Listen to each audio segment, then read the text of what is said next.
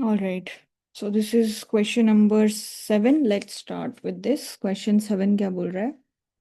A sports student is trying to decide on the lowest cost diet. Low cost diet उसको figure out करनी है. The following is the data for 2 types of eatables, which is sprouts and bananas, and 3 types of nutrients, calcium, protein and vitamins. ठीक है? तो sprouts में 5 mg per unit calcium होता है, 4 mg per unit protein होता है, and 2 mg per unit vitamin होता है, और स्प्राउट्स का 1 यूनिट 6 रुपीज में आता है। बनाना के लिए ये नंबर है 7, 2, 1, एंड इसकी कॉस्ट है 3.5। ठीक है, ऑल राइट। उसके बाद लिखा है the requirement per day of calcium, protein and vitamin is 8, 15 and 3।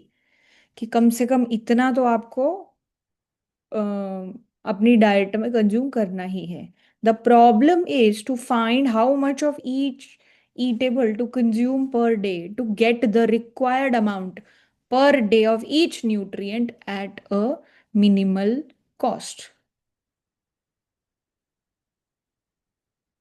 ठीक है, सो कॉस्ट बेसिकली मान लो जो आप स्प्राउट का अमाउंट कंज्यूम करते हो वो एक्स है, और जो बनाना का अमाउंट कंज्यूम करते हो वाई है। ठीक है, तो जितना भी आप एक्स और वाई कंज्यूम करोगे उसके बेसिस पे आपकी कॉस्ट क्या आएगी? 6 times x plus 3.5 times y, यही आएगी कॉस्ट। तुम्हें ये कॉस्ट मिनिमाइज करनी है, and at the same time you have to ensure what, कि तुम्हारी कैल्शियम रिक्वायरमेंट, तुम्हारी प्रोटीन रिक्वायरमेंट और तुम्हारी विटामिन की रिक्वायरमेंट पूरी रहे। तो इसका क्या मतलब है? तुम अगर एक्स अमाउंट ऑफ स्प्राउट्स और वाई अमाउंट ऑफ बनाना खरीदोगे तो तुम कितना कैल्शियम कंज्यूम कर रहे हो? 5 times x plus 7 times y, और इसकी वैल्यू कम से कम कितनी होनी चाहिए? 8। 8 यूनिट। सिमिलर लॉजिक से 4x प्लस 2y कम से कम 15 होना चाहिए, एंड उसके अलावा 2x प्लस y कम से कम कितना होना चाहिए? 3। Correct.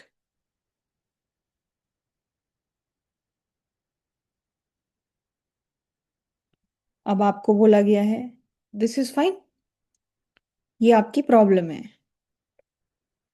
This is the problem that you are solving. Write the linear programming problem, लिख दी लीनियर प्रोग्रामिंग प्रॉब्लम। उसके बाद एंड इट्स डुअल, इसका डुअल क्या होगा? ये प्राइमल प्रॉब्लम हो गई, तो डुअल क्या रहेगा?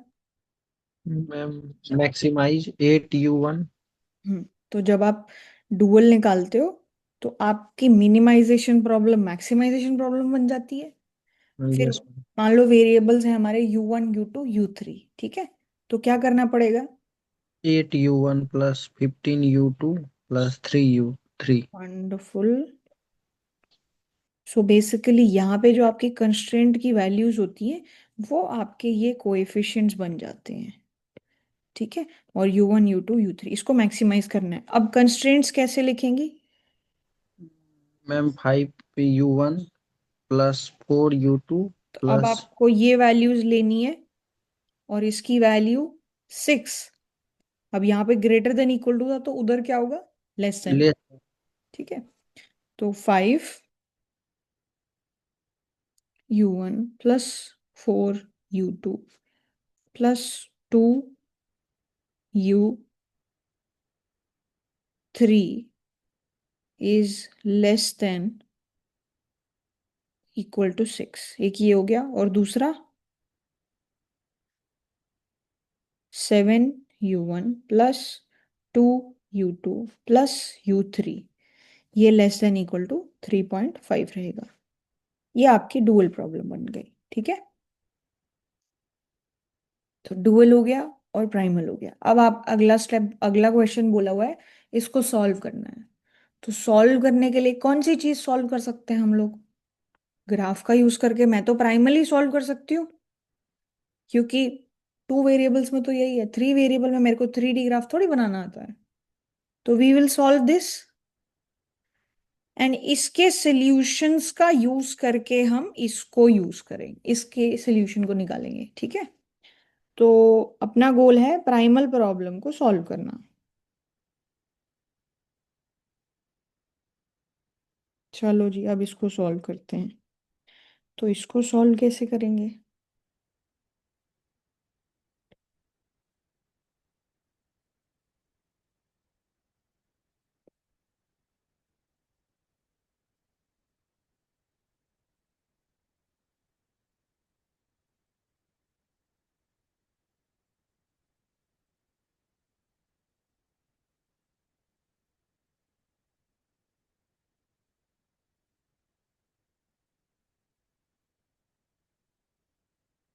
ठीक है, 5x+7y greater than equal to 8, ये कैसा लगेगा? x की वैल्यू क्या हो जाएगी? 8/5। 8/5, 8/5 अप्रोक्सीमेटली 1 पॉइंट कितना होता है? 1.6। 1.6। So let's say something like this. मान लो ये 1 है, ये 2 है, तो somewhere here may be like this 1.6। और y की वैल्यू क्या हो जाएगी? 7/8। मैम 8/7। सॉरी, 8/7, 8/7 1 से बड़ा होगा, तो ये 8/7 लिख दो। तो आप इन दोनों को ज्वाइन कर लो, तो इन दोनों को ज्वाइन कर लेते हैं।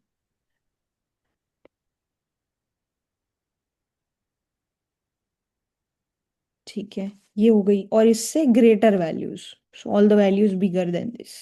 ठीक है। अच्छा जी, व्हाट अबाउट दिस? इसको अगर तुम टू कॉमन भी ले लेते हो तो ये क्या बन जाएगा? 2x+y greater than equal to 15/2, right?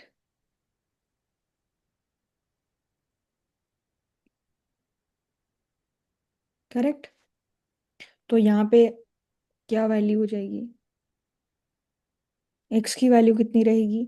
15/4, 15/4 कितना होता है? 3.75। 3.75।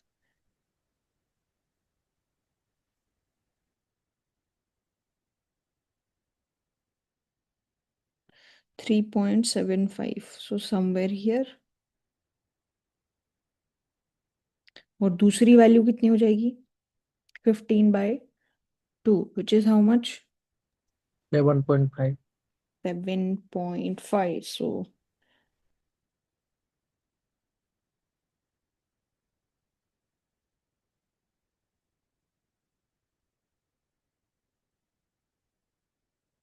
7.5 तो हमारे काफी ऊपर चला गया है।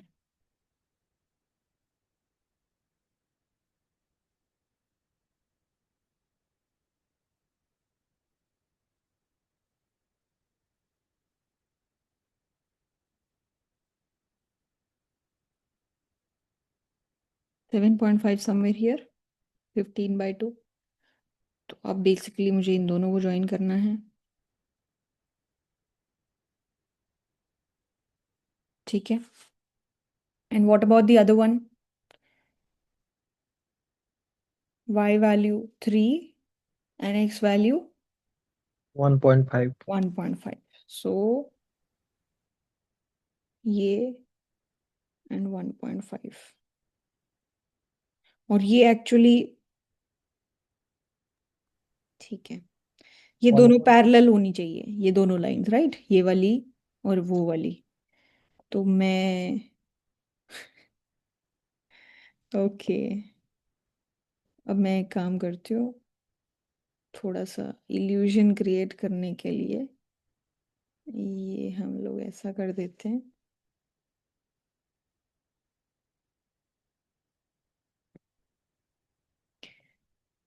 मान लो ये वैल्यू 3 है, ठीक है, और ये इसके पैरेलल हो जाएगी। ये वैल्यू मान लो 1.5 है, ठीक है। Ma'am x will be 1.5, y equal to 3. Oh my bad my bad. X value, अच्छा, वाई वैल्यू 3 है, एक्स वैल्यू 1.5 है। 1.5 जो है वो 8/5 से छोटा है, करेक्ट? Yes ma'am. तो ये 1.5 है। और तो फिर ठीक है, ये कहीं ना कहीं इंटरेक्ट करेंगे इस तरीके से। Yes, I'll just make sure that these are parallel.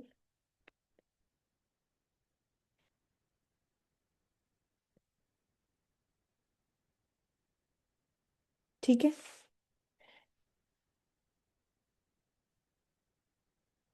Alright. अब एक तो ये पॉइंट, बेसिकली ये तीन लाइंस हो गई, राइट? अब ये तीनों ही क्या है? Greater than equal to zero, greater than equal to zero, greater than equal to zero. तो इससे क्या समझ में आया कि मेरे लिए रेलेवेंट कंस्ट्रेंट क्या है? मैम थर्ड वाला जो है। थर्ड वाला, क्योंकि ये क्या बोल रहा है कि इसके ऊपर चाहिए, ये क्या बोल रहा है इसके ऊपर चाहिए, ये क्या कह रहा है इसके ऊपर चाहिए। तो the only values, your common region is this only. ये है आपका कॉमन रीजन पूरा,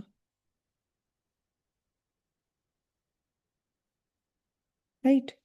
अब इस कॉमन रीजन में अगर आपको मैक्सिमाइजेशन करना है तो कहाँ पे होगा? या तो आप इधर इस पॉइंट पे कंज्यूम करना शुरू करो, या फिर आप इस पॉइंट पे कंज्यूम करना शुरू करो, राइट? एजेस तो यही है।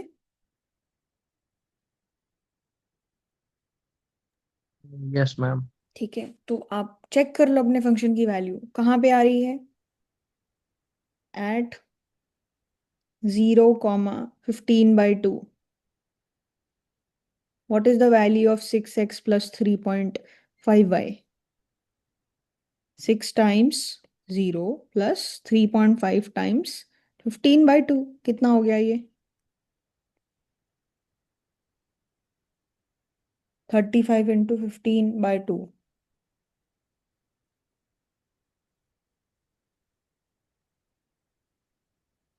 15 into 3.5 divided by 2।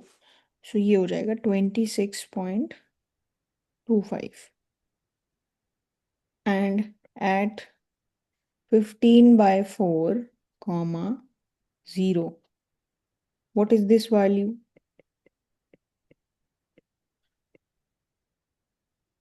6 times 15/4, which is how much?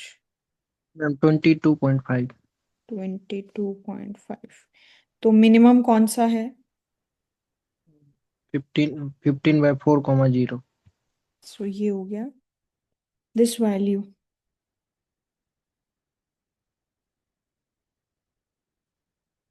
At 15/4 comma 0, we get the minimum value of the objective function,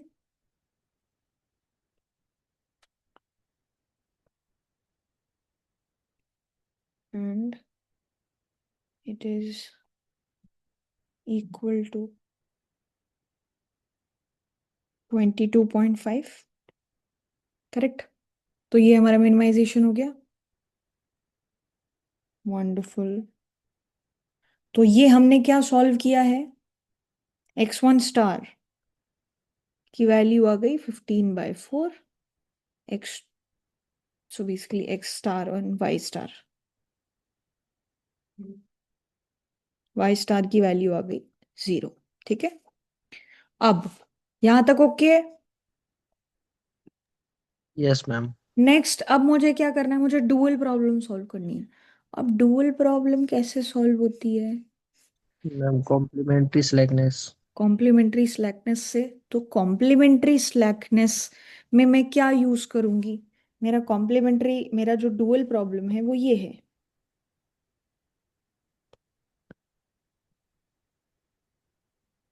this is my dual problem. ठीक है, अच्छा, तो कॉम्प्लीमेंट्री स्लैकनेस कंडीशन बेसिकली क्या बोलती है कि जहां जहां पे तुम्हारी मान लो x star y star value greater than zero है, उसमें वो वाली कॉरस्पॉन्डिंग इनइक्वालिटी जो है वो किस चीज के साथ सेटिस्फाई करेगी, विद इक्वालिटी। Yes ma'am. तो जैसे if according to complementary slackness conditions,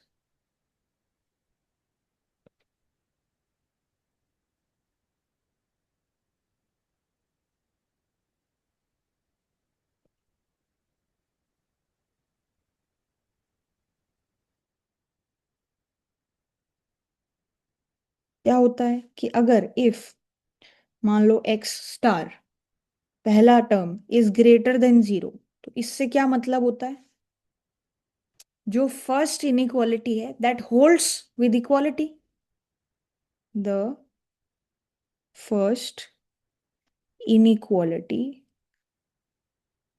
in the dual holds with equality। तो यहां से क्या समझ में आया हमें? Ma'am 5u1 plus 4u2 plus 2u3 equal to 6। Wonderful, so this implies कि 5u1 plus 4u2 plus 2u3 ये वैल्यू इक्वल टू 6 होनी चाहिए। तो ये एक कंडीशन आ गई मेरे पास, दिस इज वन कंडीशन। अब मेरे को u1 u2 u3 इसके बारे में और इन्फॉर्मेशन चाहिए, तभी जाके u1 u2 u3 की वैल्यू पता चल पाएगी। उसके अलावा और फिर क्या बोलते हैं, और क्या कर सकते हैं कि मैं जो मेरा सोल्यूशन आया है उसमें ये भी देख सकती हूँ ना कि जो मेरी एक्स स्टार वाई स्टार की वैल्यू आई है, वहां पे इन इक्वालिटीज का क्या हालचाल है। इन इक्वालिटीज के हालचाल के बेसिस पे u1 u2 u3 ये क्या होगा, इसके बारे में भी बातें बोली जा सकती हैं, यस मैम। राइट। तो क्या बातें बोली जा सकती हैं, मेरी इनइक्वालिटी जो है उसकी क्या क्या वैल्यूज है वो देख लेते हैं पहले। तो अगर आप बेसिकली हमारा सोल्यूशन यहाँ पे आया है ना, यहाँ पे 15/4, 0 वाला, तो ये इनइक्वालिटी और ये वाली जो इनइक्वालिटी, ये दोनों इनइक्वालिटी के साथ क्या हुआ होगा, इक्वालिटी तो है ही नहीं। इक्वालिटी तो सिर्फ इसमें है, राइट, ये वाली लाइन में है इक्वालिटी।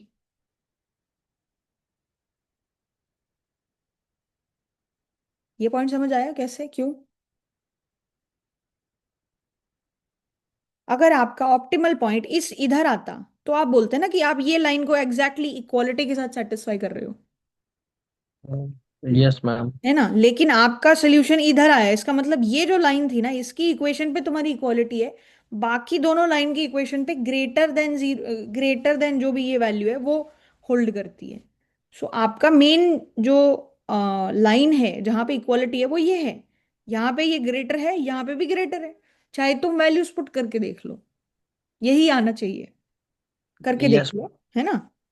तो यहाँ पे आपका जो सोल्यूशन है उसमें क्या है, 5x प्लस 7y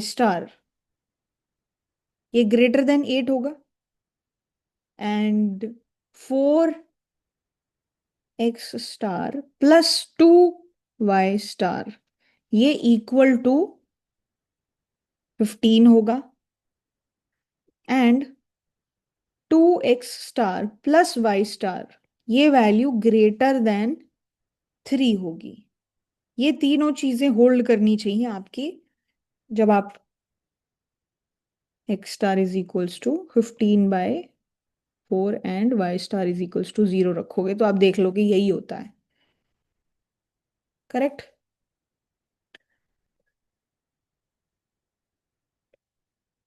15/4 रख लो, फिर इधर कितना है, 15/4 रखोगे तो इक्वालिटी 15 आएगा, 15/4 रखोगे तो इधर क्या आएगा, 15/2 विच इज 7.5। यहाँ पे भी ये वैल्यू बड़ी आएगी, 75। 75/4 कितना होता है, ma'am 18.75। 18 point something which is obviously greater than 8। अब जब ये चीज होल्ड करती है तो यहां से तुम क्या बोल सकते हो? Ma'am U1 and U3 equal to 0। तो इन दोनों को U1 स्टार जो होगा तुम्हारा, U2 स्टार जो होगा, और U3 स्टार जो होगा, उसके बारे में क्या बोल सकते हैं? Ma'am U1 star and U3 star equal to 0 hmm. And U2 star greater than 0। ये ग्रेटर देन जीरो है। ठीक है। तो क्योंकि ये जो, अगर ये ग्रेटर है तो ये इक्वल होना चाहिए, ये इक्वल है तो ये ग्रेटर होना चाहिए, ये ग्रेटर है तो ये इक्वल होना चाहिए, राइट? कॉम्प्लीमेंट्री स्लैकनेस यही बोलती है। तो मेरे को U1 star and U3 star की वैल्यू पता चल गई। तो और यहां से मुझे ये बात भी पता है, तो यहां से U2 स्टार की वैल्यू निकाली जा सकती है। 5 times 0 plus 4 times U2 star plus 2 times U3 star which is 0, ये किसके बराबर है? 6 के बराबर है। तो U2 स्टार की वैल्यू कितनी हो गई? 3/2, विच इज 1.5। करेक्ट। अब as a as a as a final check, if you want to check if you whatever you done is fine और नॉट, आप अपनी ऑप्टिमल वैल्यू निकाल लो। 8 U1 star plus 15 U2 star plus 3 U3 star, ये कितनी आ रही है? 15 × 1.5 कितना आया ये? 2.25। Yes ma'am. और ये एक तरीके से हमारे लिए चेक है कि जो डुअल की वैल्यू है मैक्सिमम या मिनिमम, और जो प्राइमल की वैल्यू है मैक्सिमम या मिनिमम, वो बराबर होनी चाहिए। मैम 22.5 होगा ना? सॉरी, 22.5। ठीक है।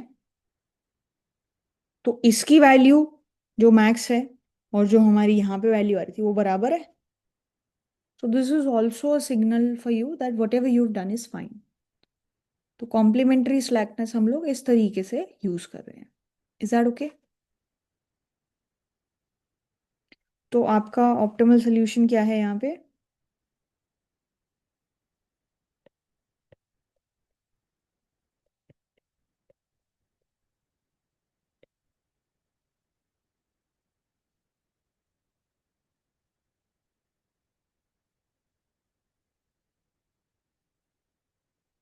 ठीक है। ड्यूअल प्रॉब्लम का सोल्यूशन कर लेंगे इसको, कोई प्रॉब्लम?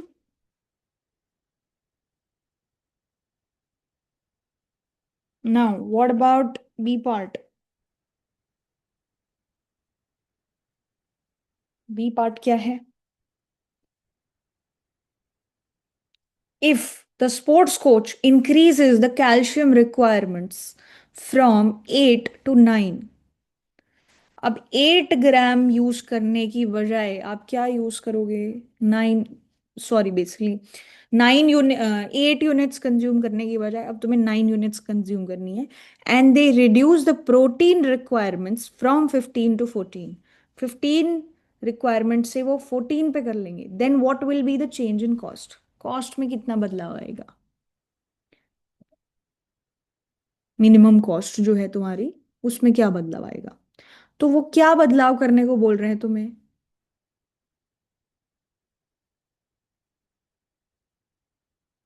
तो what is happening really in B part? आपकी प्रॉब्लम ये है, एक चीज 8 से 9 हो गई है, एक 15 से 14 हो गई है।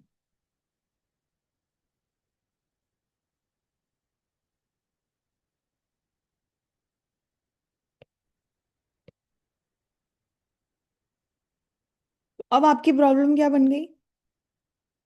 ये 8 से 9 हो गया और ये 15 से 14 हो गया। करेक्ट।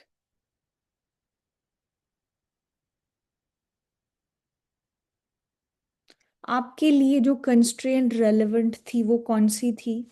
ये वाली कंस्ट्रेंट थी ना जो इक्वालिटी के साथ होल्ड कर रही थी पहले। Yes ma'am. तो इसमें बदलाव आया है तो कहीं ना कहीं there must be some changes definitely, right? तो यहाँ पे भी सेम ही चीज है, बस आप देख लो कि आपके डायग्राम को क्या होता है। Ma'am, by using the formula we can find the change, यहाँ पे चेंज ही पूछा है। Which formula? Delta Z equal to U one star into delta B one plus U two star into वो डेल्टा बी। वो formula कब apply कर सकते हो? उस फॉर्मूले की कोई कंडीशन होती है, उस फॉर्मूले के पीछे कोई अजम्पशन होती है। वो क्या अजम्पशन होती है?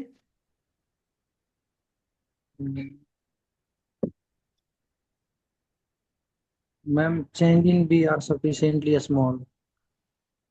सो like how do you decide whether it is sufficiently small और नॉट? ओके। First thing. और ये फॉर्मूला आप तब अप्लाई कर सकते हो जब जो चेंज इन बी है उसकी वजह से आपके ऑप्टिमल डुअल वेरिएबल्स ना बदलें। पॉइंट समझ रहे हो? Yes ma'am. हो सकता है कि ना बदले, बट ये कौन इंश्योर करेगा? मुझे क्या पता। या तो ये क्वेश्चन में स्पेसिफिकली मेंशन कर दें, consider these changes to be very small, या assume that there is no change in the optimal dual values because these changes in b values। Point समझ रहे हो? Yes ma'am. अभी यहां पे देख लो कि क्या होगा। So according to the formula what is the change? According to the formula, the only change that we will see is because of u2 वाला part, because u1 star और u3 star तो जीरो है, correct? Yes ma'am. तो u2 star कितना था? 3/2, 3/2 into change in B. Change minus in B one. By -1। तो हम उस इक्वेशन के हिसाब से चेंज कितना होना चाहिए? 3/2 इंटू -1, विच इज -1.5 हमारी कॉस्ट जो है चेंज होनी चाहिए, correct? Yes ma'am. But whether that assumption holds or not, that is something that is questionable। तो वो अनलेस तुम नहीं उस चीज को सॉल्व करोगे तो तुम्हें पता नहीं चलेगा, या फिर कोई एक्सप्लिसिटली तुम्हें मेंशन करे कि ऐसा हुआ है।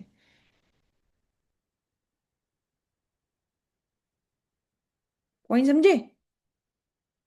तो देख लेते हैं कि जो मतलब वो कंडीशन है वो बोल रही है वो वही चीज होल्ड करती है या नहीं। तो अभी यहाँ पे क्या हुआ है? 7/9 एंड 5, 9/5, सॉरी, 9/5 कितना होता है? 1.8। 1.8। 1.8। एंड 9/7 कितना होता है? मैम, 1.28। 1.28।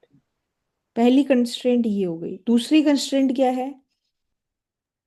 ये हो जाएगी 2x + y is equals to greater than equal to 7, right? तो y value 7 and x value कितनी? 7/2 मतलब 3.5। Yes ma'am. तो ये कुछ इस तरीके से हो गया मान लो। और ये खैर पैरेलल नहीं रखने मुझे, मान लो ऐसा कुछ है, लाइक दिस। और दूसरी कंडीशन जो थी वो मेरी क्या थी? y value 3 and x value 1.5।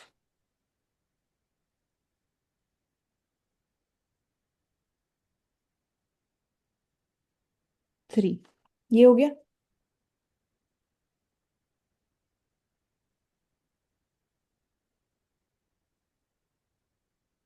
अभी भी मेरे लिए तो जो कंडीशंस है वो यही है,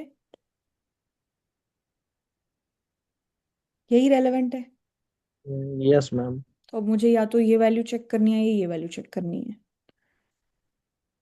तो यहाँ पे मिनिमम वैल्यू कहाँ क्या होगी? 3.5, 0 पे होगा।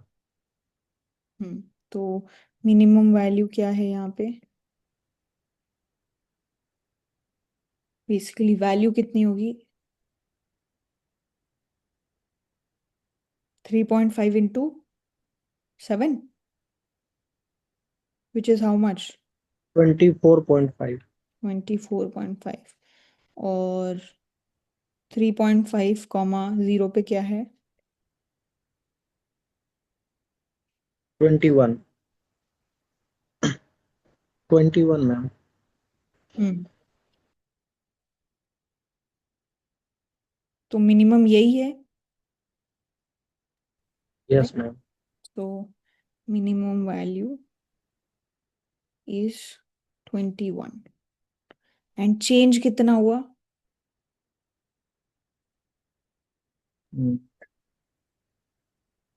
-1.5। Yes, so now it's 21.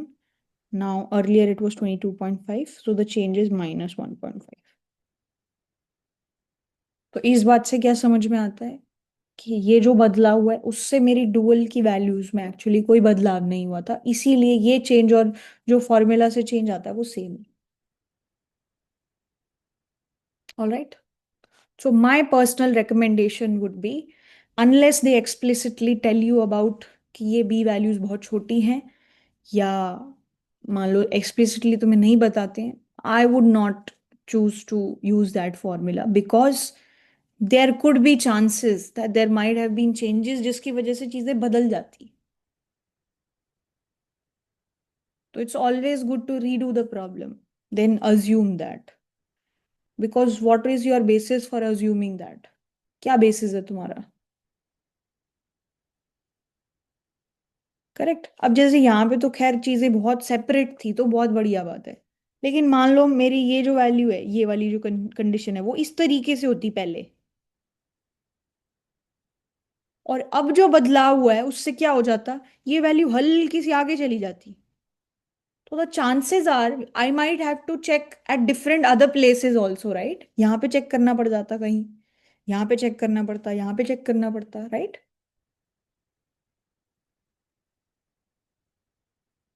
Is that okay?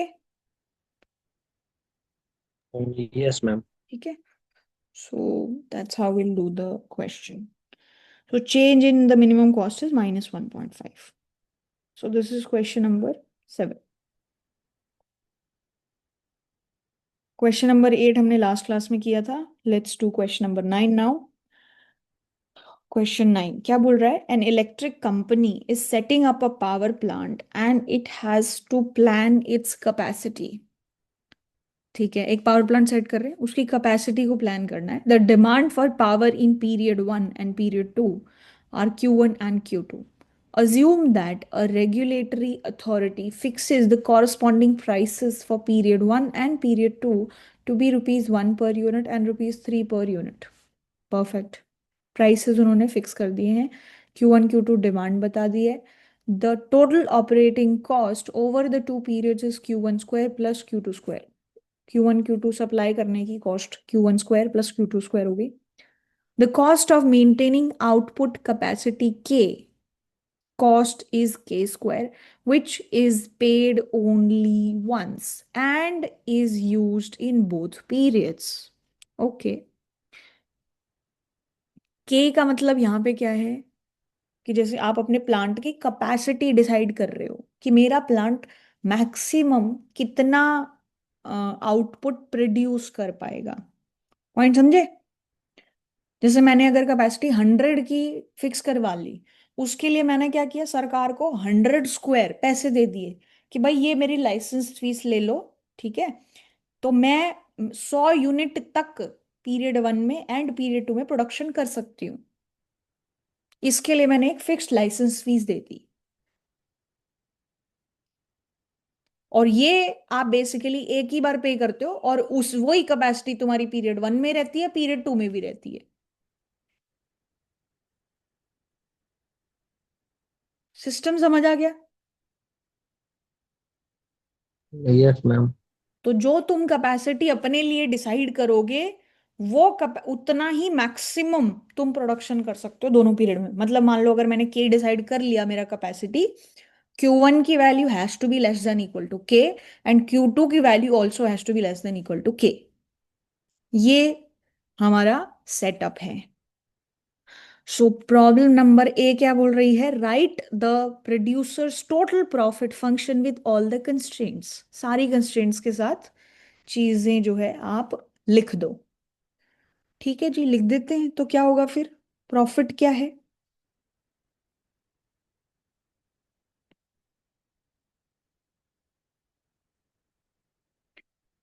Q1 अगर तुम प्रोडक्शन कर रहे हो तो क्या होगा, कितने पैसे मिलेंगे? 1 into Q1 plus Q2 production कर रहे हो तो 3 into Q2, ये तो हो गया रेवेन्यू, माइनस कॉस्ट कितनी हुई, Q1 square minus Q2 square, और तुमने कैपेसिटी के लिए जो पैसे दिए वो भी तो कॉस्ट है, माइनस K स्क्वायर।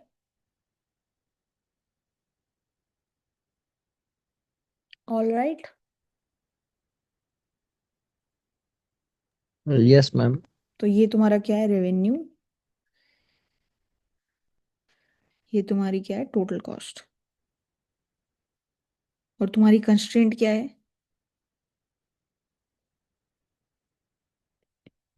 कि Q1 की value has to be less than equal to K, Q2 की value has to be less than equal to K। Correct.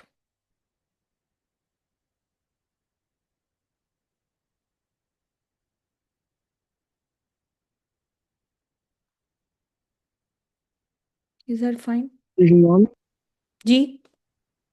Ma'am आप कॉन्स्टेंट्स वाला पार्ट एक बार दोबारा रिपीट करोगे कि Q1 is less than equal to K आपने कैसे लिया? आप एक फैक्ट्री चला रहे हो, ठीक है, फैक्ट्री में Yes, आपको सरकार से लाइसेंस लेना पड़ता है कि इस फैक्ट्री में तुम मैक्सिमम कितना प्रोडक्शन कर सकते हो। फैक्ट्री की कैपेसिटी ma'am. मतलब फैक्ट्री कितना प्रोडक्शन कर सकती है। तो तुम जितना, तो सरकार तुमसे नहीं पूछती, तुम सरकार को बताते हो कि जी मैं 100 यूनिट मैक्सिमम प्रोड्यूस करूंगी, इसके लिए जो आपने पैसे तय किए हैं वो है जितना भी तुम यूनिट करोगे उसका स्क्वायर। तो तुम जाके 100 into 100 रुपीज सरकार को जाके सबमिट कर देते हो। इससे सरकार तुम्हें क्या चीज की परमिशन दे देती है, कि तुम 100 यूनिट तक इस प्लांट में बना सकते हो। उससे ऊपर अगर तुमने बनाया तो फिर हम तुम्हारा लाइसेंस रद्द कर देंगे, या कुछ भी तुम्हारे पास पेनल्टी लग जाएगी या वॉट। तो तुम ओके अगर कोई मैम। कैपेसिटी डिसाइड कर देते हो तो तुम बाउंड हो जाते हो उससे कम ही प्रोडक्शन करने के लिए। तो यहां से ये कंस्ट्रेंट्स आ रही है, ठीक है, यस मैम। कि आई पे this much money to make my capacity K, and hence now I am bound to produce less than or equal to this number. I cannot overshoot this number. इसके मैं ऊपर नहीं जा सकती हूँ। That's it. Okay. All right. फिर आगे, आगे अगली चीज क्या है?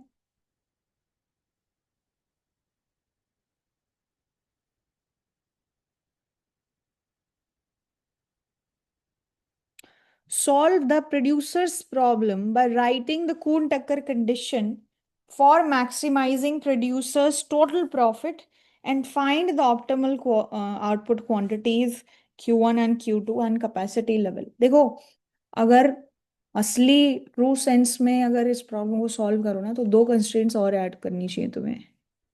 कौन सी? Ma'am Q1 Q2 greater than 0। Absolutely, कि प्रोडक्शन जो है वो जीरो या जीरो से बड़ा ही होगा। लेकिन जब आप वो चीजें ऐड कर देते हो तो क्या हो जाता है, तुम्हारी चार कंस्ट्रेंट्स आ गई, है ना? Yes ma'am. ठीक है, कोई बात नहीं, करते हैं उसको भी।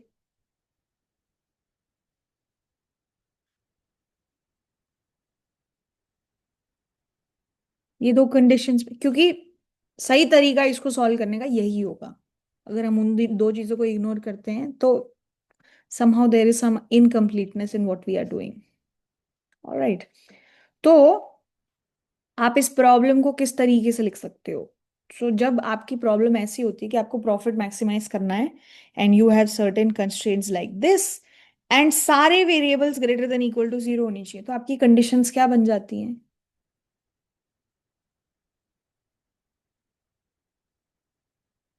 हमारी कंडीशंस ये बन जाती हैं कि जो हमारा लेग्रांज है ना,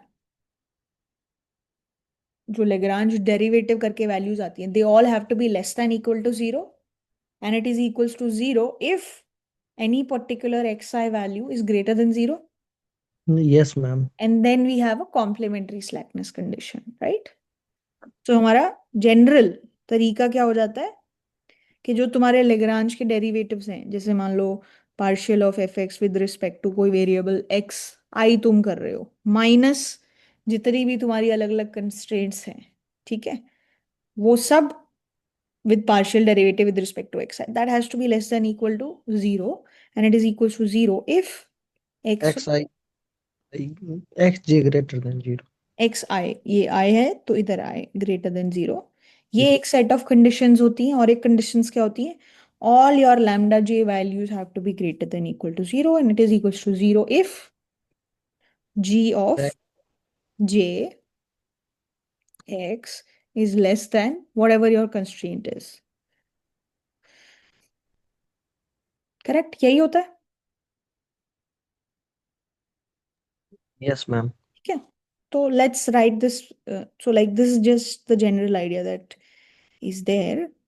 अब इसमें खून टक्कर आप जब लेग्रांज लिखोगे तो क्या होगा, as a function of Q1 Q2, k is also there and lambdas are also there, lambda 1 भी होगा, lambda 2 भी होगा, ये सब वैल्यूज होंगी Q1 Q2 lambda 1 lambda 2 and k।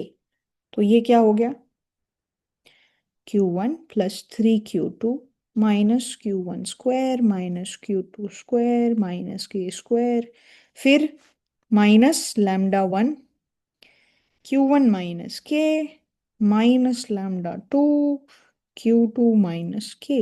ये हो गया। अब मेरी कंडीशन क्या है, लेग्रांज को डिफरेंशिएट करो विद रिस्पेक्ट टू Q1। क्या हुआ फिर यहाँ पे, 1 minus 2Q1 minus lambda 1 greater than sorry smaller than 0 and equal to 0 if Q1 greater than 0। Very nice, what else, 3 minus 2Q2 minus lambda 2 less than equal to 0 and equal to 0 if Q2 greater than 0। ठीक है, what else, और क्या है आपके control में, ma'am lambda 1 and lambda 2। के कौन choose कर रहा है, हु इज डिसाइडिंग के,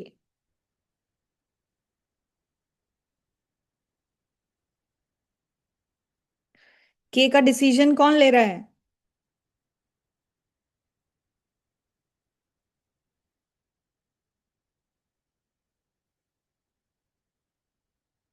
मैम यहाँ पे के से नहीं करेंगे डिफरेंशिएट। क्यों, के डिसाइड कौन कर रहा है, डिफरेंशिएट किस किस के रिस्पेक्ट में करते हो, जो आपके चॉइस वेरिएबल्स होते हैं, राइट, जो यस आप मैम। चूज कर रहे होते हो। तो आप Q1 चूज कर रहे हो, आप Q2 चूज कर रहे हो, के कौन चूज कर रहा है, सरकार कि हम, मैम हम लोग चूज कर रहे हैं। तो फिर हम लोग इसको भी डिफरेंशिएट करेंगे ना। Yes ma'am. It's me who is going to the government and paying the fees, so it's me who's deciding that, right? So we have to differentiate it with respect to k. This is my choice variable, correct? क्या हुआ ये फिर,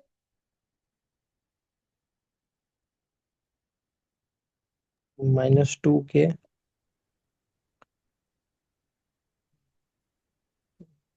plus lambda 1 plus lambda 2। और ये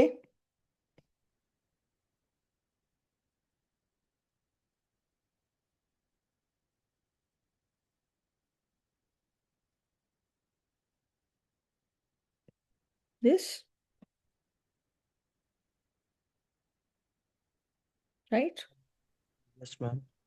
फिर आगे अगली conditions, ma'am lambda 1 and lambda 2 and this is equals to 0 if, Q1 is less than K। hmm,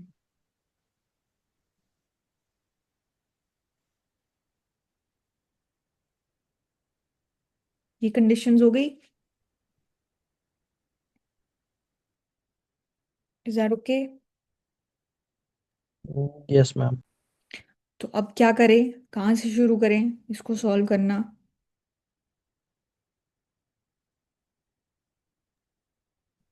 by making cases, 4 cases will be there. Okay, क्या क्या केसेस हो सकते हैं? In first case, Q1 equal to K and Q2 equal to K. Okay, बाकी cases फिर? And ma'am, one case Q1 less than K and uh, Q2 equal to K, and reverse, hmm. and last will be both hold with inequality. तो कितने cases बन सकते हैं? Maximum 4 case, ma'am. Only four? Are you sure? If we count K, then ma'am 8 case. 8 case? 8 कैसे? अगर हम लोग K को भी इंक्लूड करें तो 8 केस कैसे बने, वही तो जानना चाह रही हूँ मैं। मैम, अगर हम लोग का मैम यहाँ पे 3 कंस्ट्रेंट है ना, 2 into 2 into 2, 8 तीन केसेस। कंस्ट्रेंट कहाँ है?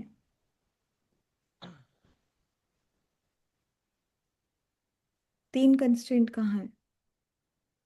मैम यहाँ पे हम लोग के का भी देखेंगे ना, के ग्रेटर देन इक्वल टू 0 है या इक्वल टू 0 है।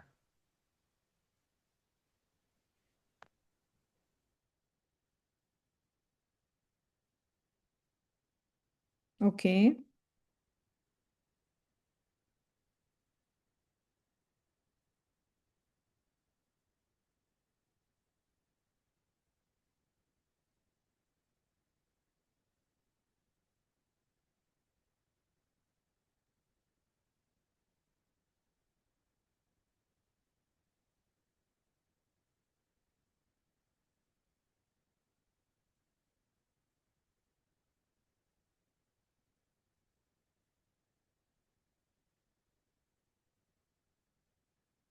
के की वैल्यू अगर तुम्हारी 0 हो गई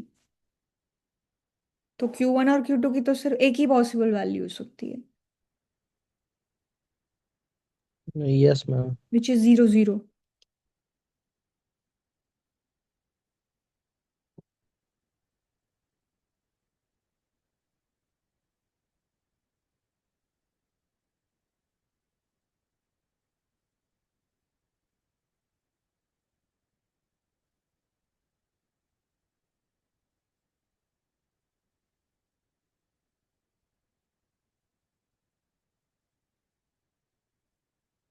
मैम आई थिंक यहाँ पे हम लोग को के से शायद डिफरेंशिएट नहीं करना है। क्यों? मैम आपने जो एग्जांपल वगैरह कराया है उसमें तो हम लोग ऐसा कभी कुछ नहीं किया है। कौन सा एग्जाम्पल कराया है जिसमें के से डिफरेंशिएट नहीं किया है?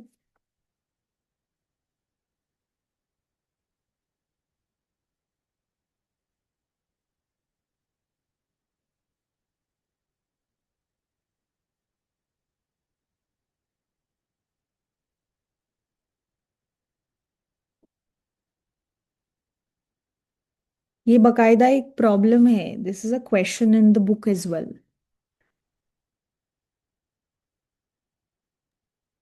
ओके।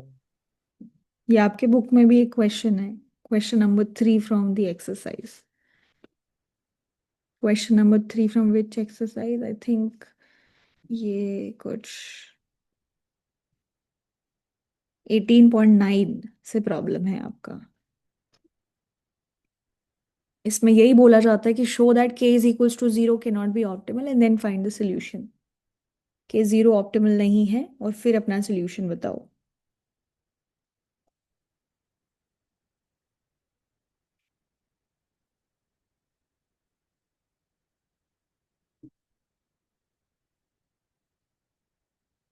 मुझे एक कंडीशन और ऐड करनी चाहिए यहाँ पे, विच इज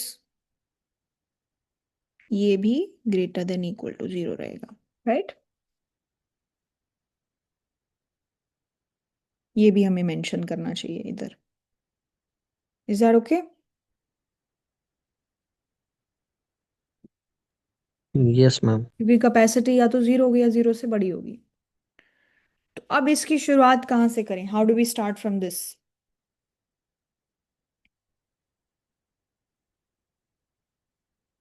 जी, शुरू करते हैं फिर। तो k की वैल्यू जीरो से शुरू करते हैं। k की वैल्यू, बेसिकली हमारे पास ये सारी कंस्ट्रेंट्स हैं, right? These are all the constraints that we have.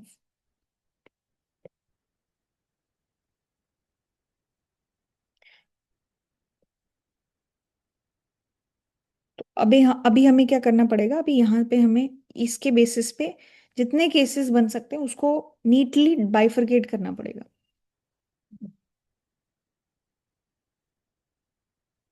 अब इसमें बाइफरकेशन से पहले देखो, k की वैल्यू या तो जीरो हो सकती है और या तो k ग्रेटर देन जीरो होगा, राइट?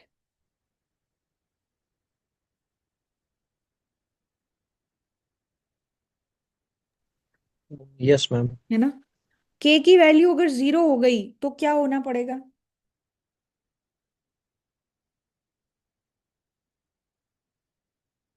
जैसे k की वैल्यू जीरो जीरो हो जाती है, आपकी Q1 की value less than equal to zero होगी, Q2 की value less than equal to zero होगी, यही होगा। Yes ma'am. सो यहाँ पे Q1 has to be equal to Q2 has to be equal to zero. Yes ma'am. So इस condition में क्या आपकी ये सारी वैल्यूज में से कुछ भी वैलिड है कि नहीं है?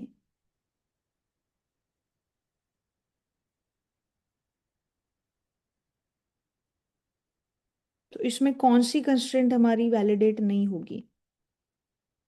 या क्या ये कंडीशंस वैलिड हैं when ever this is happening?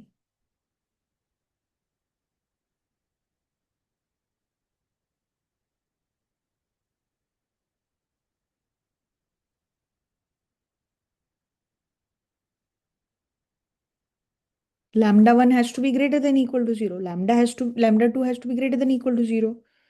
And if k value is 0, then what should happen?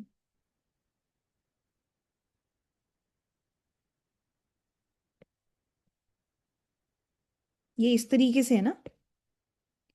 अगर k वैल्यू तुम्हारी 0 है तो लैम्डा 1 प्लस लैम्डा 2 की value less than equal to 0 होगी। यस और नो?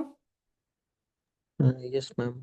और लैम्डा 1 प्लस लैम्डा 2 की value less than equal to 0 का मतलब क्या है?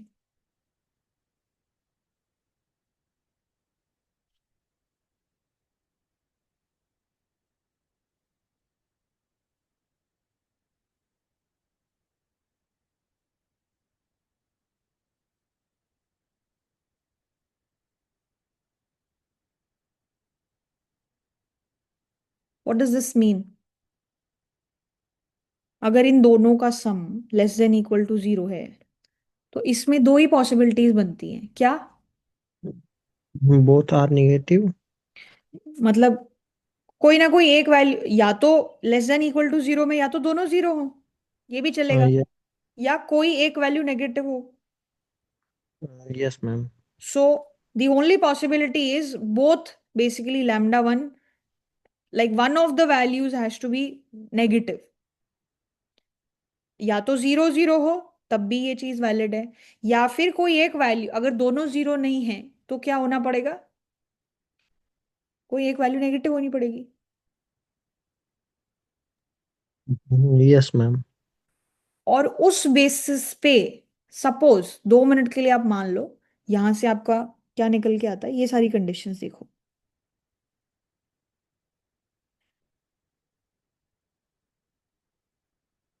जो हमारा पहला केस है उसको हम लोग एनालाइज कर रहे हैं।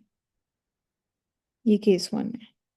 We are analysing this. अगर ऐसा होता है तो यहां से Q1 Q2 की वैल्यू 0 है, तो आप Q1 Q2 की वैल्यू 0 ही होनी पड़ेगी अंडर दिस कंडीशन। तो यहां से आपका क्या कंडीशन आ गया? Q1 को 0 रखो, लैम्डा 1 की वैल्यू कितनी आ गई? Greater than one. Lambda 1 has to be greater than equal to 1। यहां से क्या आया? Lambda 2 greater than equal to 3। Greater than equal to 3। यहां से क्या आया? के की वैल्यू 0, लैम्डा लैम्डा 1, 1। ये हो गया। Yes ma'am. और यहां से इन दोनों का अगर सम करोगे तो क्या आएगा?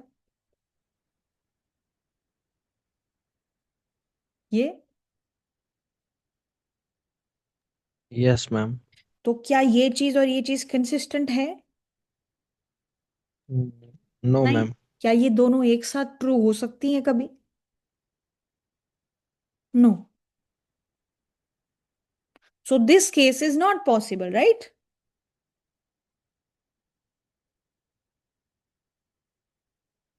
Correct.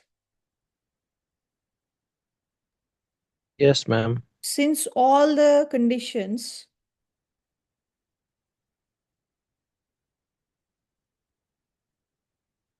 that are required don't hold, right? ये होल्ड नहीं करती हैं। आपको हमेशा क्या मेक श्योर करना है? ये कंडीशंस, ये कंडीशंस, एंड उसके अलावा जितनी भी आपकी कंस्ट्रेंट्स हैं, ये सारे तीन सेट ऑफ वैल्यूज आपके हर जगह सेटिस्फाई होनी चाहिए, जो भी केस तुम कंसिडर करो। ये पॉइंट समझे? कंस्ट्रेंट्स में तुम्हारी ये सारी वैल्यूज आ गई, ये सब वैल्यूज, ये सब भी साथ में सेटिस्फाई होना चाहिए। तो इससे हमें क्या समझ में आया? के की वैल्यू 0 तो हो ही नहीं सकती, correct? This much fine. Yes ma'am. Another case क्या है? इफ के इज ग्रेटर देन 0।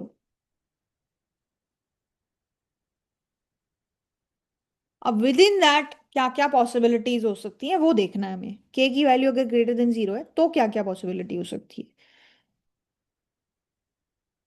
ठीक है जी, चलो शुरू करते हैं। तो के की वैल्यू जब जब ग्रेटर देन 0 होगी तो क्या हो सकता है?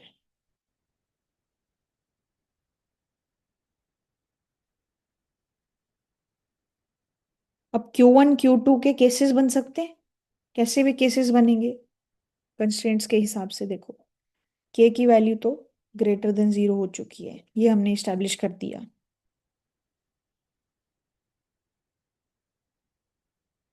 अब Q1 की वैल्यू देखो 0 हो सकती है, या के हो सकती है, या उसके बीच की कुछ हो सकती है। यही तीन पॉसिबिलिटीज है ना? Yes ma'am. और यही पॉसिबिलिटीज किसके साथ है? Q2। Q2 के साथ। तो Q1 के लिए कितने केसेस हैं? 3। 3। Q2 के लिए कितने हैं? 3। तो कितने केसेस हो गए टोटल? 8। 8 केसेस हो गए।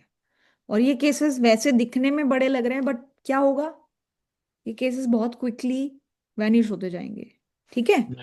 Yes ma'am. क्योंकि बहुत ज्यादा, I mean, there won't be too many possibilities. So क्या क्या है केस 1?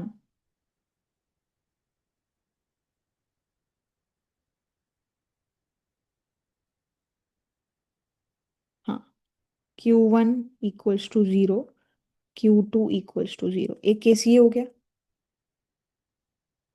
केस 1। केस 2 क्या हो गया? Q1 equals to 0, Q2 is between this. तीसरा केस क्या हो गया? ये। इस तरीके से आपके और केसेस आ जाएंगे।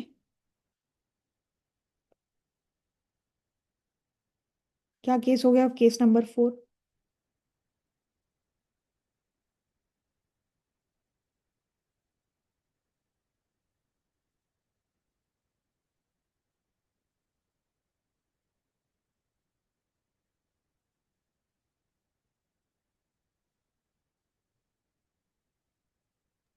Excuse me ma'am. Hmm. Ma'am हम लोग यहाँ पे बस Q1 Q2 का दो वैल्यू पे चेक नहीं कर सकते हैं, ग्रेटर देन के एंड इक्वल टू के, क्योंकि के तो ऑलरेडी ग्रेटर देन 0 है। के ग्रेटर देन जीरो है, लेकिन के ग्रेटर देन जीरो होने से Q1 ग्रेटर देन जीरो की कौन सी गारंटी लेके आए हो आप? Ma'am Q1। हाँ। कंस्ट्रेंट में तो Q1 ग्रेटर देन के है। Q1 ग्रेटर देन के कहाँ है? Less than sorry. Equal to है ना। अच्छा, ओके मैम। हाँ। और ओके मैम। ये पॉजिटिव है तो ये तो जीरो हो ही सकता है, कोई प्रॉब्लम नहीं है, राइट?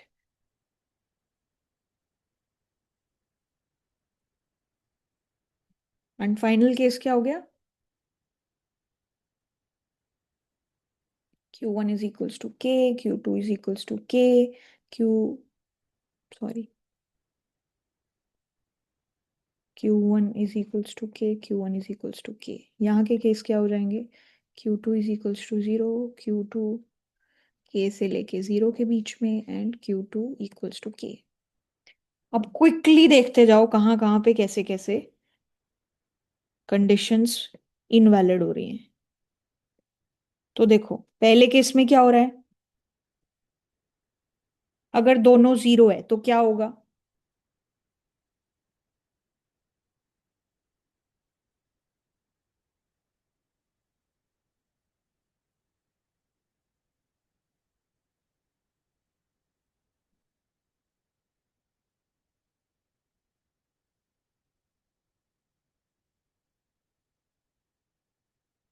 तो λ1 λ2 दोनों को जीरो होना पड़ेगा। अगर Q1 जीरो है और K मुझे पता है पॉजिटिव है, तो ये केस होल्ड करता है ना।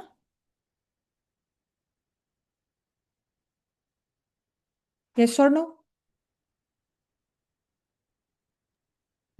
Yes ma'am. तो ये वैल्यू जीरो, λ1 जीरो होना चाहिए, λ2 भी जीरो होना चाहिए according to this.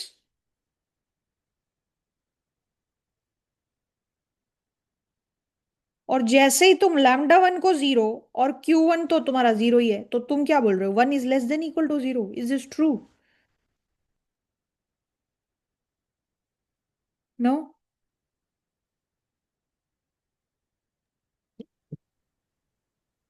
Yes ma'am. Not valid, right? Reject हो जाएगा। हाँ, so one is not less than equal to zero, because one minus zero is less than equal to zero, so not possible.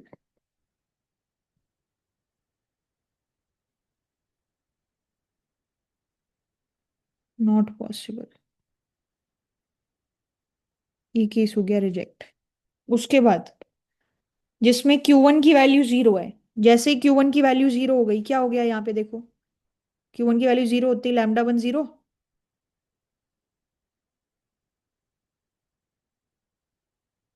Correct? Yes ma'am. λ1 this. Zero से ये zero और ये zero, तो ये फिर से वही चीज है। Yes ma'am. और इसमें भी यही आर्ग्यूमेंट होगा, यस मैम। तो ये भी नॉट पॉसिबल, ये भी not possible, correct? Yes ma'am. ठीक है। अब जहां पे Q2 जीरो है वो देख लो। जब Q2 जीरो होता है, जैसे मान लो इसमें Q2 जीरो है, राइट? तो Q2 जीरो लेमडा। होगा तो λ2 जीरो होगा, तो यस। ये जीरो, क्या थ्री जीरो से छोटा है? No ma'am. तो जहां Q2 जीरो है वो भी गया, तो ये भी नॉट पॉसिबल, ये भी नॉट पॉसिबल, राइट? इसके अलावा तो कुछ नहीं है ना। नहीं। Is that okay? Yes ma'am. Wonderful. उसके अलावा नेक्स्ट चीज क्या है?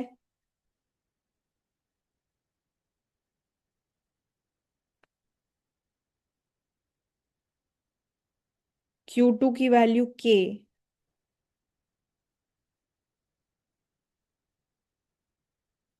अच्छा, उसके बाद हमारे पास कितने केसेस बच गए एक्चुअली? ये केस बचा है, ये केस बचा है, ये केस बचा है, ये केस बचा है। अच्छा जी।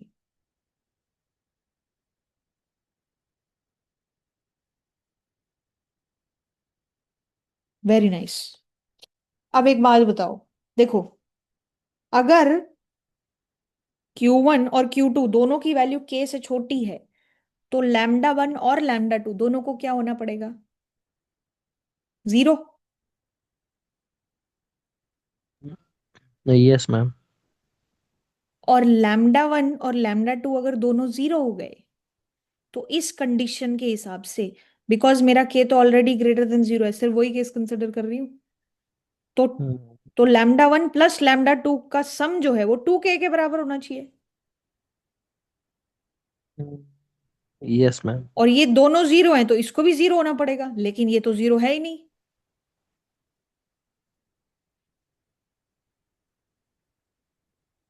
राइट। Yes ma'am. तो इससे कौन सा केस रिजेक्ट हुआ? ये वाला। 5। Not yes ma'am. Possible. so this is also not possible. Right.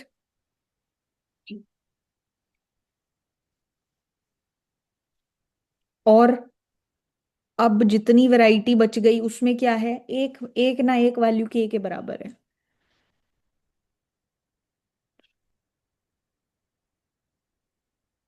Very nice.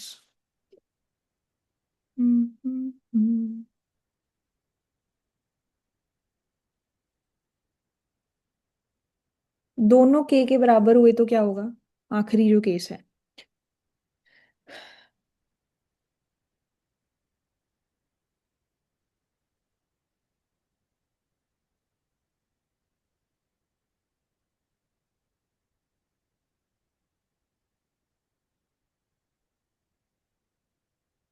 अब एक और चीज देखो, बिकॉज ये जितने केसेस देखे, case number this, case number this, case number this, इन तीनों में ही Q1 की वैल्यू ग्रेटर देन जीरो तो है ही ना।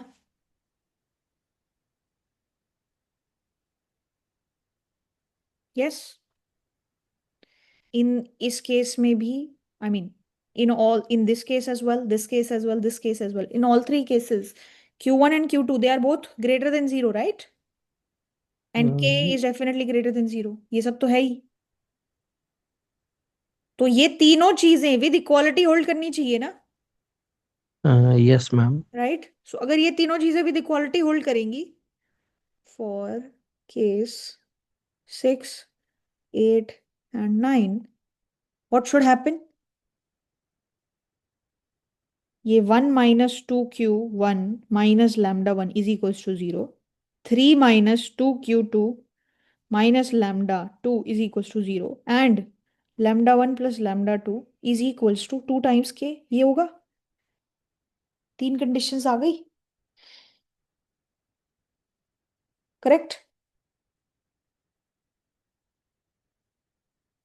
Is this okay? Yes ma'am. अब इसके बाद कोई भी एक केस पिक करो। अब इसमें λ1 प्लस λ2 की वैल्यू जो है, ठीक है, वेरी नाइस, ओके। अब जैसे मान लो तुमने केस 6 देखा, केस 6 में क्या आया? Q2 की वैल्यू K है और Q1 की वैल्यू 0 से लेके K के बीच में है। तो Q1 की वैल्यू जब K से छोटी है तो क्या होगा? λ1 की वैल्यू 0 हो जाएगी, और λ1 की वैल्यू 0 होने के बाद Q1 की वैल्यू कितनी हो जाएगी?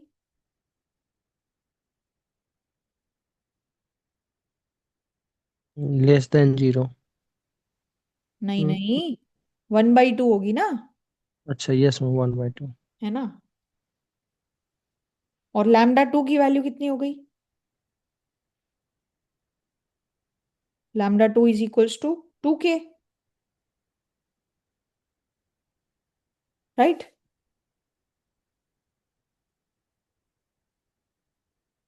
क्योंकि λ1 0 है ना।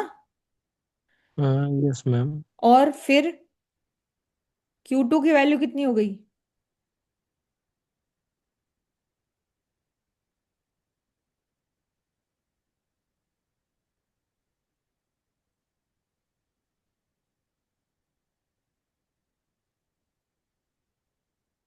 Q2 की वैल्यू क्या हो गई हमारे पास? 3 - 2 K/2।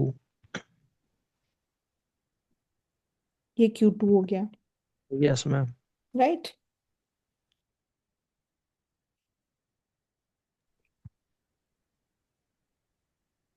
तो इसमें कोई कंस्ट्रेंट इनएक्टिव है क्या? लैम्डा टू की वैल्यू 2k मतलब कुछ पॉजिटिव ही है, ये भी चीज वैलिड है। लैम्डा वन की वैल्यू 0 है। बहुत बढ़िया।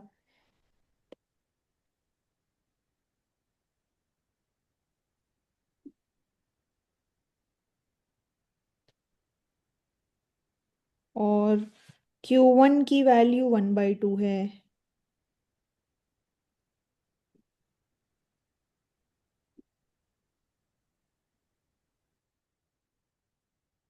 Q2 की वैल्यू 3 - 2k/2 है।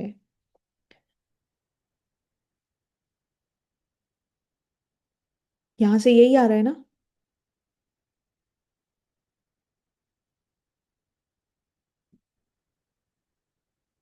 3/2 - k आ रहा है Q2 की वैल्यू, राइट?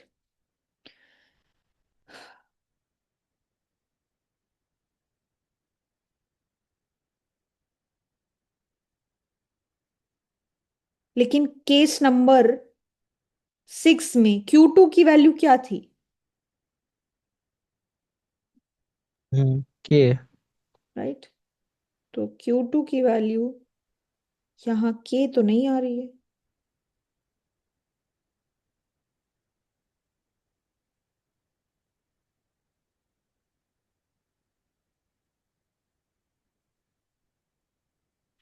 λ2 = 2k। यहां से दिस इज k।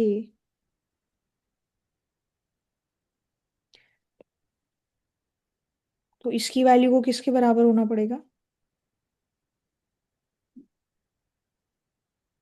तो इसका मतलब k की वैल्यू क्या आ गई? 2k = 3 - 2k, right?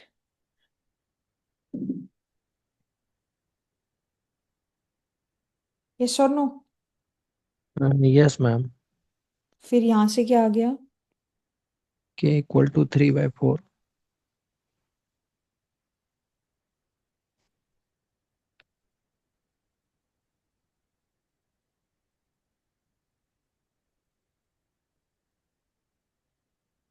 तो क्या सारी कंडीशंस वैलिडेट हो रही है यहाँ पे?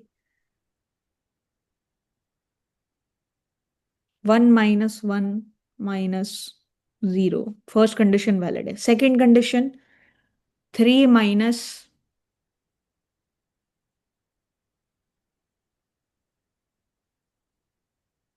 2 Q2। Q2 कितना हो गया? k के बराबर, विच इज 3/4। सो 3/4 × 2 कितना होता है? 3/2। और λ2 की वैल्यू कितनी आ रही है? 2 × k, विच इज 3/2। तो ये =0 हो जाएगा। वंडरफुल। λ1 + λ2 की वैल्यू का सम 2k के बराबर होना चाहिए। क्या ऐसा हो रहा है? हो रहा है, बिल्कुल हो रहा है। यस और no? Yes ma'am, all case valid ma'am. सब कुछ वैलिड हो रहा है यहाँ पे। Yes ma'am. और k की वैल्यू भी आ गई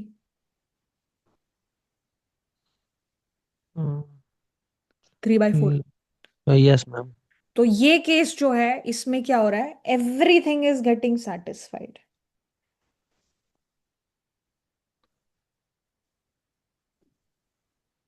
तो ये case number 6 is working for us. Case number 6 is satisfying what ever is required. तो क्या हो गया फिर आपका?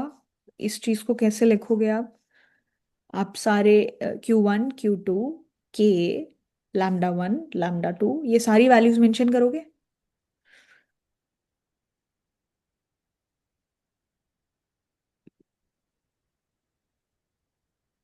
क्या क्या value I?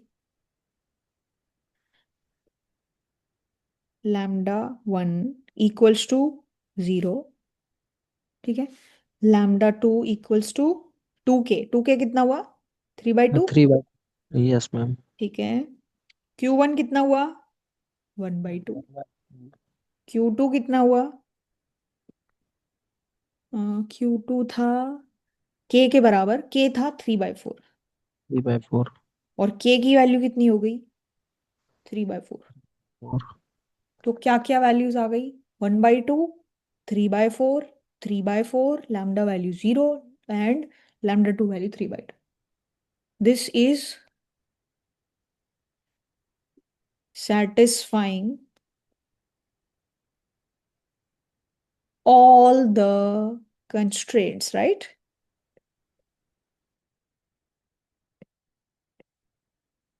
Is that fine? Okay. तो केस नंबर 6 जो है एक वैल्यू हमें देता है, तो इसमें पॉसिबिलिटी आ गई। अब बाकी आपको क्या करना है, ये भी देखना है। दो केसेस और रह गए आपके, case number 8 and case number 9। Case number 8 में क्या हो रहा है, Q1 की वैल्यू दोनों जगह K है, करेक्ट। और एक में Q2 की वैल्यू लेस देन K है। Q2 की वैल्यू लेस देन K होने पे क्या होगा, ये वैल्यू लेस देन K होने पे क्या होगा, लैम्डा 2 की वैल्यू 0 होगी। यस। Yes ma'am. और लैम्डा 2 की वैल्यू 0 होने का मतलब क्या होगा कि Q और Q2 की वैल्यू ग्रेटर देन 0 भी है।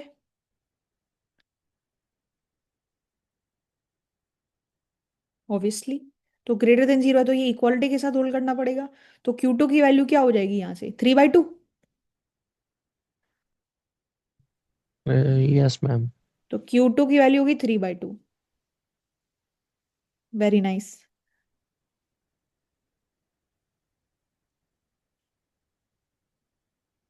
तो basically for all these cases we have to make sure कि ये चीज तो होल्ड ही करे। तो वेरी नाइस। लैम्डा 2 की वैल्यू हमारी कितनी आ गई थी, 0। तो ये 0 आने पे लैम्डा 1 कितना हो गया, 2K। Okay, let me just do this in a proper manner for case number 7।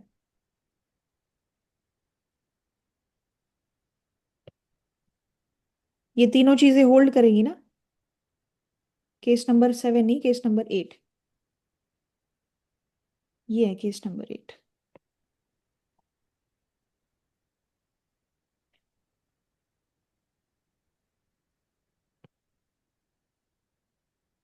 ये केस नंबर 8, इसमें ये सब चीजें होल्ड करनी चाहिए, राइट। यहां से लैम्डा 2 की वैल्यू 0 आ जाएगी because of this condition. Because Q2 की वैल्यू लेस देन K है तो ये लैम्डा 2 की वैल्यू 0 हो जाएगी। सो लैम्डा 2 की वैल्यू 0 आते ही क्या हो जाएगा, Q2 की वैल्यू कितनी हो गई, 3/2। लैम्डा 2 की वैल्यू 0 आते ही लैम्डा 1 कितना हो गया, 2K। फिर यस। यहां से क्या हो गया, 1 minus 2Q1 minus 2K is equals to 0। Yes ma'am.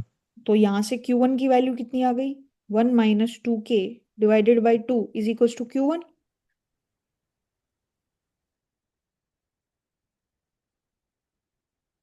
Yes.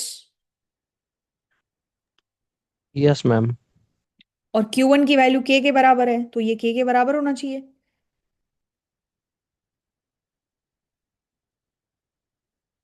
Is that right. Yes ma'am. तो K की वैल्यू कितनी हो जाएगी, 4K 1/। Is equals to 1। तो K इज इक्वल्स टू 1/4। अब क्या इसमें सब कुछ सेटिस्फाई हो रहा है, K की वैल्यू 1/4 है अगर, तो क्या Q2 की वैल्यू 3/2 आ सकती है। No ma'am.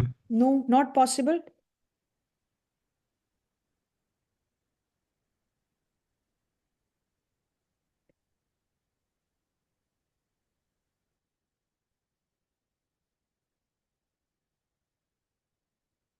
Correct.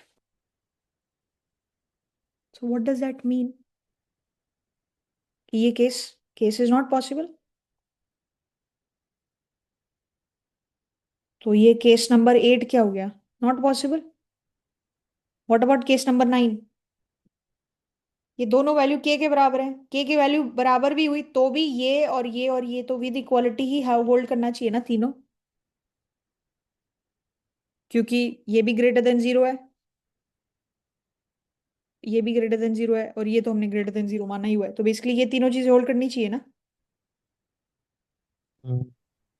Yes ma'am. Yes, very nice. तो केस नंबर 9 में क्या हो जाएगा?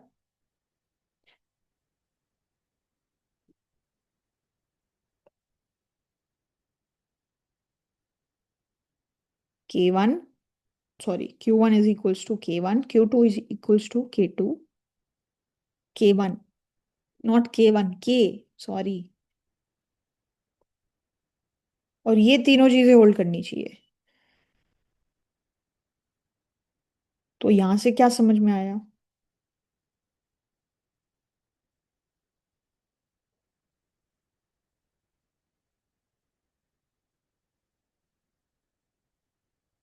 इन दोनों को ऐड कर सकते हैं हम।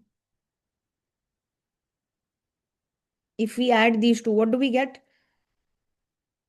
4 minus 2Q1 minus 2Q2 minus λ1 minus λ2 is equal to 0। इन दोनों को ऐड कर दिया, कर सकते हैं ना। Yes ma'am. और यहां पे तुमने λ1 प्लस λ2 की वैल्यू 2K है, तो इधर लिख दो 2K, माइनस 2K हो गया। Q1 और Q2 दोनों क्या है? K। तो माइनस 2K कितना हो गया? Minus 4K। नहीं, हाँ यही हुआ। यस मैम, -4 के। और ये कितना हुआ फिर? 6K is equals to 4। So K is equals to 2/3। Yes ma'am. अब इसमें क्या समस्या है या क्या नहीं है, क्या सब बढ़िया चल रहा है, ये देखना है। तो इसके हिसाब से ये तीनों कंडीशंस जब होल्ड करती हैं, तो इसके हिसाब से K की वैल्यू तो 2/3 है, Q1 भी 2/3 है, Q2 भी 2/3 है। इसमें समस्या क्या है? अब समस्या ढूंढनी है हमें। क्या समस्या है?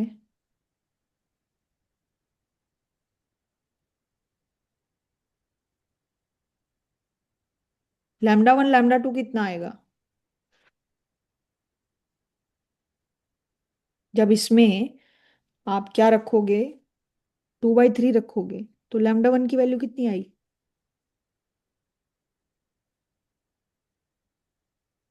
1 माइनस 4/3 इज इक्वल्स टू λ1, कितना आया ये? मैम -1/3। तो लैम्डा नेगेटिव हो सकता है क्या? No ma'am. λ1 is negative, which is not possible.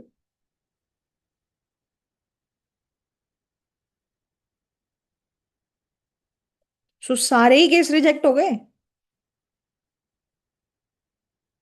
सिर्फ एक केस बचा, विच इज दिस, राइट। सो क्या स्ट्रैटेजी अपनाई हमने पहले? इसको थोड़ा सा रिकैप करते हैं। क्या स्ट्रैटेजी अपनाई? सबसे पहले सारा फंक्शन लिखा, सारी कंस्ट्रेंट्स लिखी। इस बात को भी समझना है कि के भी तुम्हारा चॉइस वेरिएबल है। फिर उसके बाद क्या किया? उसके बाद देखा कि के की वैल्यू जीरो या नॉन जीरो हो सकती है, तो जीरो वाले केस को रिजेक्ट कर दिया, ताकि हमारे बहुत सारे केसेस जो और ज्यादा हो सकते थे वो हट जाएं। उसके बाद ओनली पॉसिबिलिटी इज के वैल्यू ग्रेटर देन जीरो। उसमें फिर Q1 Q2 की क्या क्या पॉसिबल वैल्यूज है, उसके हिसाब से केसेस बनाए। 3 केस ईच होने के बाद 9 केसेस हो गए। सारी कंडीशन साइड में रख ली, और धीरे धीरे धीरे धीरे अल्टीमेटली क्या होने लगा? सारी कुछ ना कुछ कॉन्ट्रडिक्शन आने लगी, and we only were left with one case, which is this, and this is basically then our solution। ये अपना solution है, इसमें सारी चीजें वैलिड हो रही हैं। So this is basically what our final solution is। ये अपना final solution है।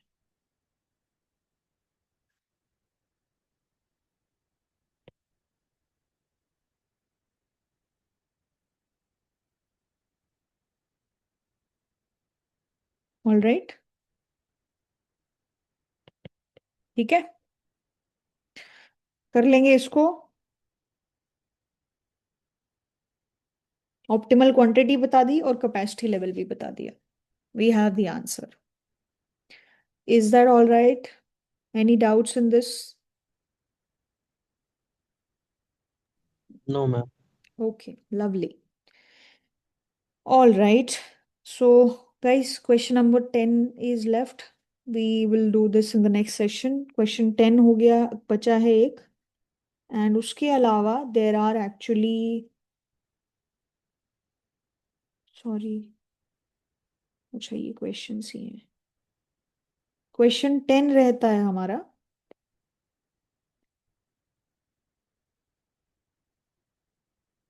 This is the problem. And then there is an alternative question which is mentioned to us. So this is also linear programming. So we'll do this also so that there is some practice. तो दो question ये हैं. And then there is one question here as well, which was extra 3. And then there is another 4. And और किसी question के लिए कोई alternative question नहीं है. All right. So 4 more problems. We'll do this in the next session. All right. Okay. Thank you. Thank you guys. Take care.